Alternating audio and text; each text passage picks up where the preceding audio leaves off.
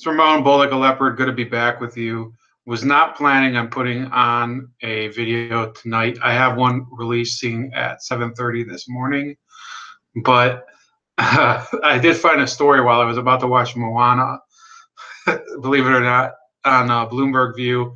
That I thought the irony is just too strong to ignore. And it's here. It says, let me just pull up this screen.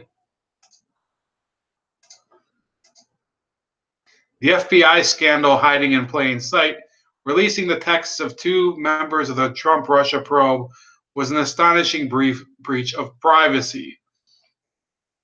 And it says, if you're looking for a Justice Department scandal regarding Robert Mueller's investigation into Russian influence on the 2016 election, it's hiding in plain sight. Look no further than the government's release of the private text between Peter Strzok and Lisa Page.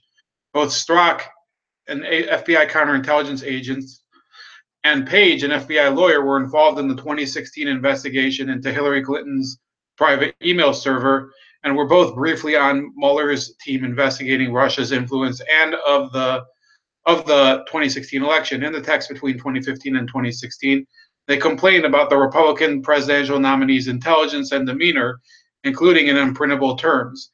In July, those private texts came to the attention of the Justice Department's Inspector General. The FBI reassigned Strzok to Human Resources, while Page left the Special Counsel's probe. The Inspector General's investigation is ongoing. Perhaps more evidence will emerge that the privately held opinions of the two investigators contributed to then FBI Director James Comey's decision in July 2016 not to charge Clinton with a crime. That was when the Republicans said the FBI was pro-Clinton.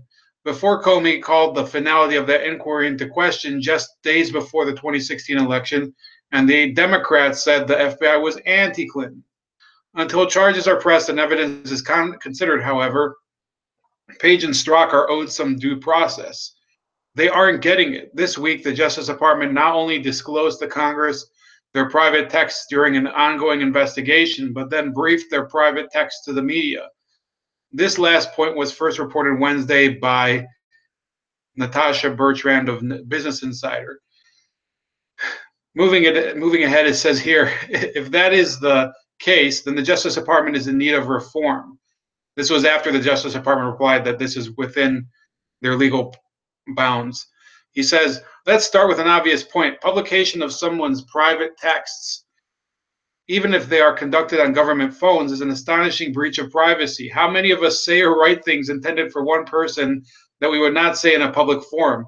Also, consider how a snippet of one's conversation in private can be taken out of context to misconstrue its meaning. So this is a publication. They're saying that about two federal workers who said this on their federal device, I guess their government issued communications devices, and they're trying to claim that there's an invasion of privacy here. Well, what about the Access Hollywood tape? That was not an invasion of privacy. I mean, they're using the same argument here. How many of us say or write things intended for one person that we would not say in a public forum? Well, there you go. Then why is that not an invasion of privacy, what happened to Donald Trump? It says here, former Assistant U.S. Attorney Andrew McCarthy, a withering critic of the investigation into Trump, told me that he had problems with the way this case has been handled. He says, I think it's wrong that their texts have been massively released to the public. He said, I do think that they should have been vetted so that only stuff that was relevant to whether there was bias in Mueller's investigation was sent to Congress. Congress is entitled to look at that, just as Mueller was entitled to look at that. But in an investigation, the public usually doesn't have a right to know about this until charges are brought. He says McCarthy's point is well taken. It's hard to know what to make of all this until all the facts come in. The most damning text to emerge from the batch was where Strzok wrote to Page, I want to believe the path you threw out for consideration in Andy's office, that there's no way he gets elected, but I'm afraid we can't take that risk. It's like an insurance policy in the unlikely event you die before you're 40. In this text, Andy is Deputy FBI Director Andrew McCabe. That doesn't look great. it's also inconclusive. It's something the Justice Department Inspector General should be running down. And it's also something that would be appropriate for oversight committees in Congress to examine. What is this insurance plan? Is this a reference to the FBI's investigation, which started a few weeks earlier into the Trump campaign's possible collusion with Russian efforts to influence the election? From that text alone, it's impossible to know. Well, without going into further detail here, I'd say that this guy is missing the point.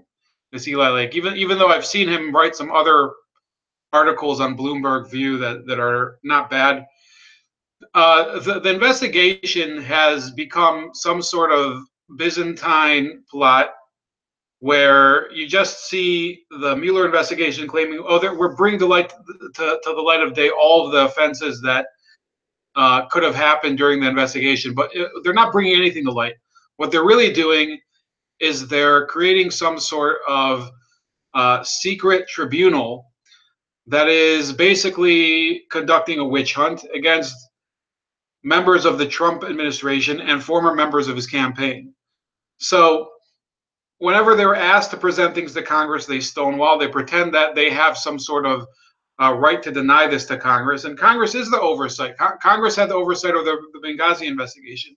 They had oversight over the Bush administration's intelligence efforts regarding 9/11 and regarding all the things that led up to the Iraq War.